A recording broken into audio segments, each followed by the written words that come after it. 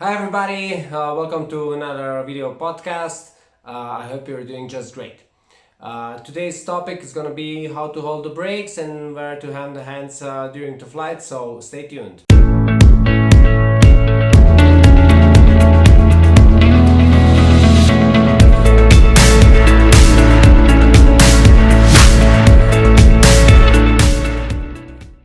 Many times the beginners or novice pilots ask me how they should be holding the brakes during the flight. That depends on different factors. There's a reason why beginners hold the brakes in a certain way and why later we can change. I will try to explain more or less what are the differences between holding the brakes, what type of the brakes are, which ones I like more than the other, and maybe why manufacturers should think also about upgrading a little bit the brakes for flying, because also everything is good when you have light gloves, but if you're flying in some very cold areas, which most of the pilots do, holding the brakes can be a bit tricky thing. So I have prepared here a couple of risers. It's old paragliders. Oh, maybe not so old, but still flyable. So there are differences in the brakes. So we will first see what are the differences in the brake handles in the first place. So this first one, it's a simple, very simple riser. It's a beginner wing where normally the quality of the handbrakes is not so good. This one we will show, it's a bit smallish one. Then this one that we have here, I think it's very easy to see which brand is it. It's Ozone. There are some different versions, but I noticed that some are with a little bit bigger hole than the other. This one is not so big. Then we have some custom Acro brake that someone installed on this on a similar wing. And then we have what I'm using on a tandem, a bit different brake handle. So personally, I don't like small brake handles. The problem starts when you need to put the gloves, and then if you put the gloves, you won't be able to pass the hand through if you will want to fly like that. This brake, normally if I fly with this kind of gloves, I already have a first layer, and then the big glove. So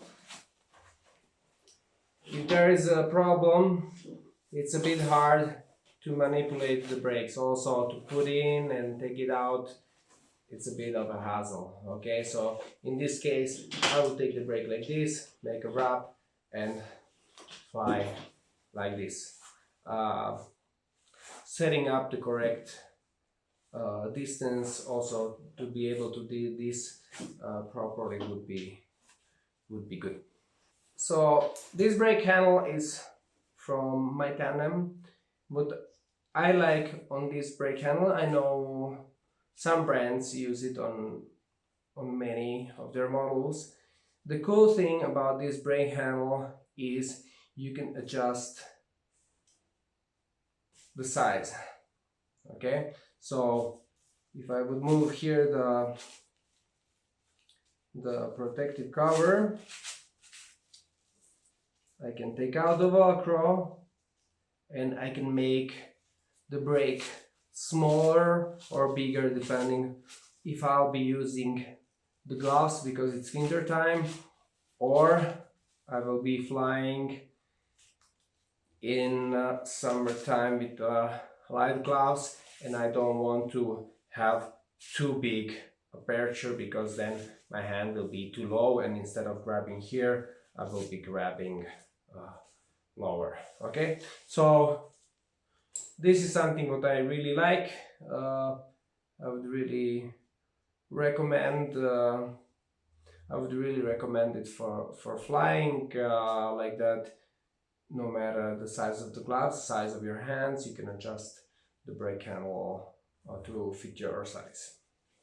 So, when you start as a beginner, you will be taught in school to hold the brakes like this. So we start with everybody like no matter uh, what the novice or beginner pilots want, we start holding the brakes like this. It's just that people at the very beginning are much more comfortable to be able a little bit to release the hand out. But what is the problem with holding the brake like this? The thing is, your brake travel is longer. It's good for students if you have someone heavy-handed not to stall the wing. So on an A-wing, if you hold like this and you go deep in the brakes, you won't stall the thing. But like that, you have trouble with for flaring if it's nil wind or right winds. So this can be a bit of a problem. And also the problem is people try always when they hold the hands like this, they push the hands in front like driving a motorcycle, and like this you don't have very good stability of your hand. Okay, your hand can be going much, the movements are much harder, and it's hard to keep the hand steady. Okay, especially if it's floating around. So that's the basic way how to hold the brake. Then there are some differences of depending on the type of the brake you have. So this is not a beginner brake, but it's still we can practice. Okay, so we have what we call, well, pilots call it the death wrap. The death wrap is when you pass the hand through the brake and then hold the brake like this. Okay, personally I fly like this. The good thing by holding the brake like this is you can keep the brake in your hand. It's quite stable, the brake in your hand during the flight. You can pull hard, like if you need to do some serious maneuvers, you won't lose the brake. Also during the takeoff, it's you won't lose the brake, and it's easy to find it. Okay, the problem with holding the brake like this is when the brake is small, the diameter is small. So if you are having some kind of a glove like this one, when you pass it through and the aperture is small, it's gonna be hard to take out the hand. So this one has the aperture quite big, so it's easy for me to slide the hand out. Let's say you need to throw the reserve, so obviously you want to be able to take out your hand out. Okay, in case if we will have, let's take this one, if we would have this brake here, it's a bit harder. Okay, and this one is still quite big, the brake, and there are some even smaller ones. Okay, so that's why it's called the death wrap, because your hand can get stuck in and you can't take out the reserve or do something what you need to do. Okay, so that's the death wrap. If your brake handle is smaller size and you still want to be feeling the wing, then what you can do is holding the brake like this. So this I will use if the brake handles are small and I have gloves and I still want to shorten my brakes. So I grab like this and then just make a wrap. My fingers are still, so my hand is inside and I'm holding here for the line. Okay, so I will be holding the line like this. If I need to release, it's easy to release the brake. Okay, so that would be the option when you have flying winter time and you want to have a good feeling on the brake and be able to pull harder. Also something how you can hold the brakes. So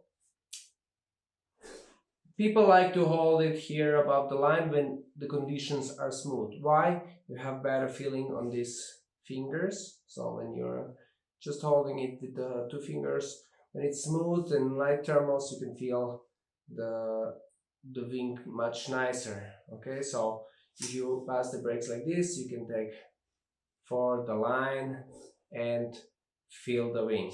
You can do the same by doing this and this. Okay, so like this you will be able to feel nicely the wing. Sometimes we do fly just without the brake, holding here. I will do this when the conditions are very calm, or maybe I'm filming something or I need my hands free. I will do this, but I will never fly with my hands out of the brakes if the conditions are turbulent. You lose the brake and suddenly you're gonna have a problem. So this is the brake with bigger aperture, and apart, as you can see, it's an Acro handle, so it has these T-bars here. Pilots ask me, should they use the T-bars or not? For a novice pilot, I think it's a bit too much for a beginning. I wouldn't definitely recommend these brake handles for a novice pilot. It's an Acro handle, so it gets a little bit messy and this thing can get stuck into the lines. And actually you don't need it, okay? This is really good when you're flying a thing that really has hard brakes and you really need a lot of power to pull the brake, and that's not on the normal wings. So the Acro wing, yes, you need to pull the sat, you need to stall the thing and like do all sorts of stuff. You need the power, so having something like this helps a bit to give the inputs. But for normal flying, you lose a bit of feeling, especially if it's a bigger T-bar for four fingers like this. You don't feel as much as you would feel on the fingers. Okay, so this thing I would recommend only for tandem pilots. If the brakes are hard and you need some power to pull the thing, then it will work fine. But in general, it's not very practical to have it, because these T-bars, they like to stuck somewhere where they shouldn't, and you can get a little bit in trouble. Also, in some countries, changing the brakes on your paraglider can take out your certification of your wing, and that means your insurance wouldn't cover you in case of the accident, so be careful with that.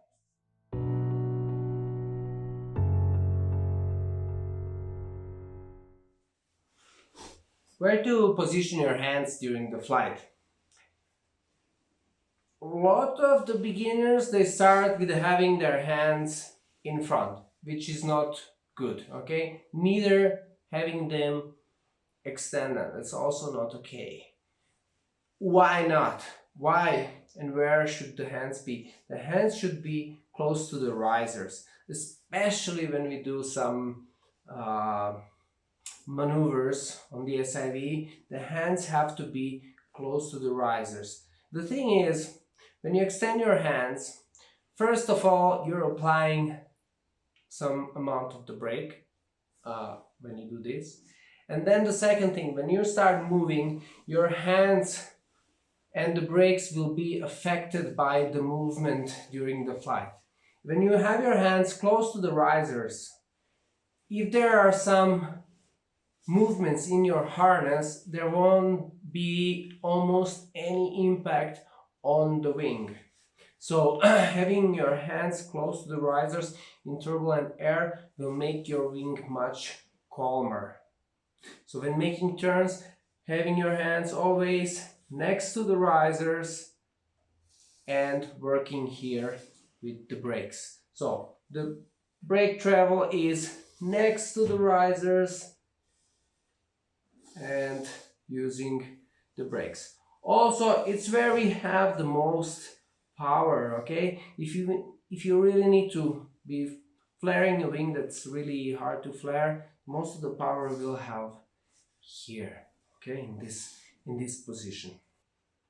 Flaring a wing sometimes can be a bit difficult, especially if you're flying a tandem and you're light, or you don't have enough power in your hands for the weight and the wing that you're flying. So what helps is to have your hands coming like this, then your elbows will go up and then you can lift yourself completely on the brakes, okay? It's like just climbing a wall. What do?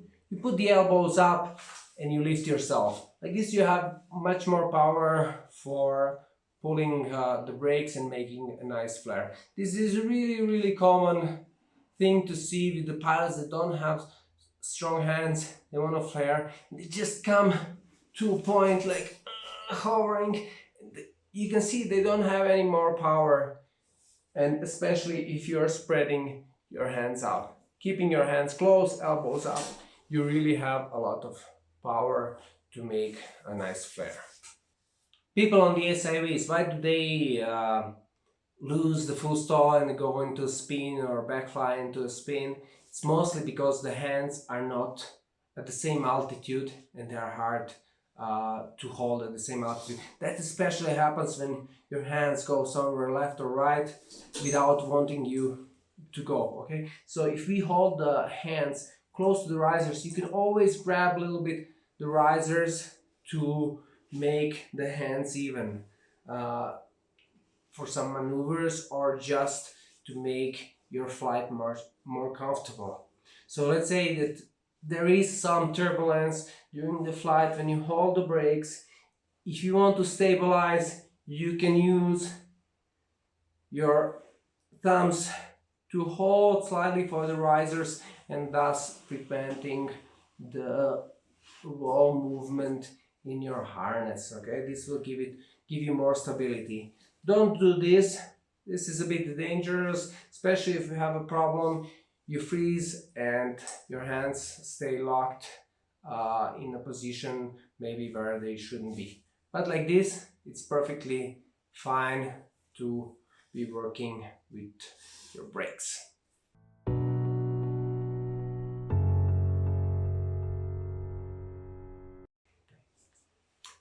Should I wrap the brakes during the flight or not? Should I wrap them for landing or not?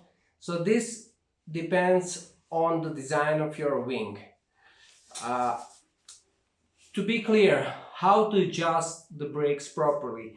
The length of the brakes when it comes from the factory should stay like that. What happens with the brakes during the time, they get shorter, so with time we need to extend the length of the brakes. How to put the brakes in the correct distance? You push full speed bar, you put the hands up, and the trailing edge shouldn't be bended at all, okay? You should still have some curvature a little bit on the lines, so that's the correct length. And then you play with what's left. If it's too long, you can shorten, but you can never shorten so much that when flying on the full speed, your wing is breaking. If your brakes are too long, then you will be flying with your hands here, like this.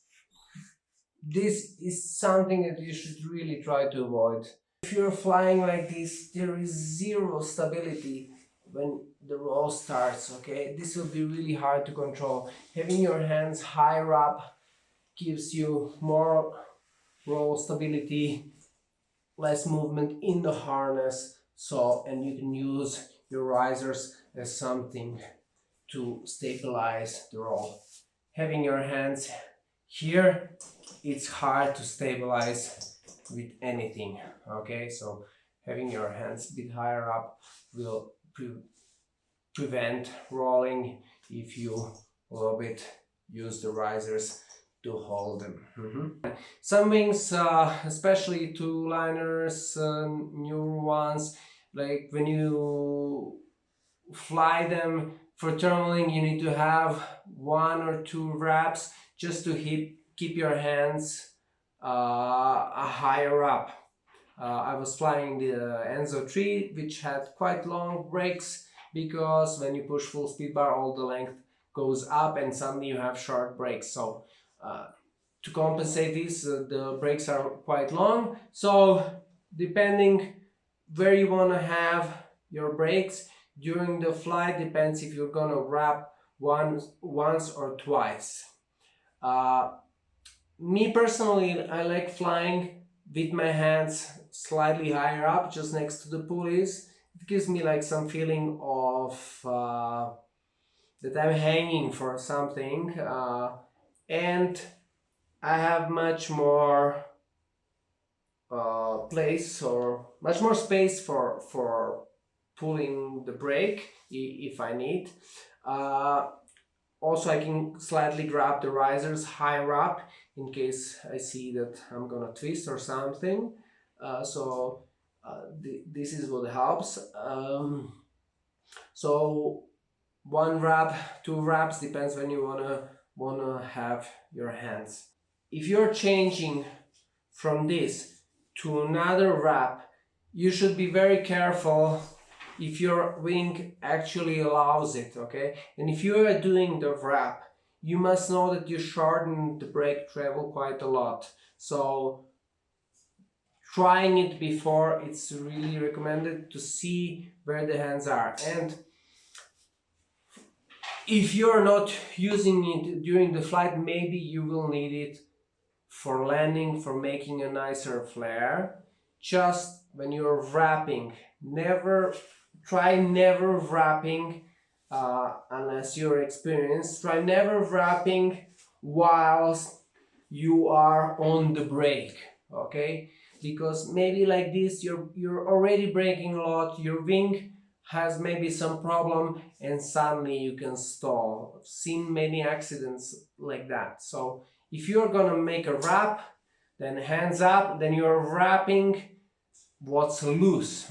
So this slack, the slack that there is on the line, that's what you're wrapping, and then you feel the contact here. So it has to be, you will have some slack on this one, on this simulator. I don't have here any slack, unfortunately. Maybe make a bit of slack. So there is some slack here, and I just take the slack, but I feel here the wing, okay? So that means I'm starting there from the beginning. I'm not on the brake and making a wrap for the landing.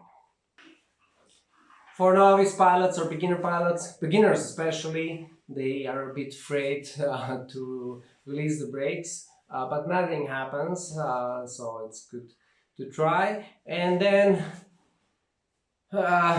preferably we don't want to be flying without the brakes, especially if there is some turbulence. So if I'll be flying a tandem and I want to take out my GoPro and film while doing a turn, I'm gonna pass my brakes in one hand and using the GoPro for filming with the other. And like this, I can still keep some pressure on both brakes and making the slow turn while thermaling and making a video footage. If I'll be having just one hand, that means I'm flying the fast turn, and it will make the wing much more prone for rolling and also much unstable for making turns. So if you need try doing this. It requires a bit of practice, so practicing it in calm air would help, because it's a bit weird when you try it first time. Using it needs a bit of practice that you can do it really good. For tandem pilots, this is something you must master to make your flights safe, stable, and you can use the other hand for filming. If you like my video podcast, don't forget to click the subscribe button. We'll be publishing more videos covering all the topics that are interesting. And please, if you have any questions or comments, leave it in the comment sections below the video, and I will try to answer all the questions you have. If you feel grateful, you can make donations that I will leave below in the descriptions of the video, and you can follow us on my Instagram account. And as well, if you are willing maybe to come to Valle de Bravo and get some personalized coaching or take some courses with us, check our website, paraglidingmexico.com. And don't forget, you can reach always this YouTube channel by website domain www.flumenparagliding.com. Fly safe and smart, and see you somewhere in the air.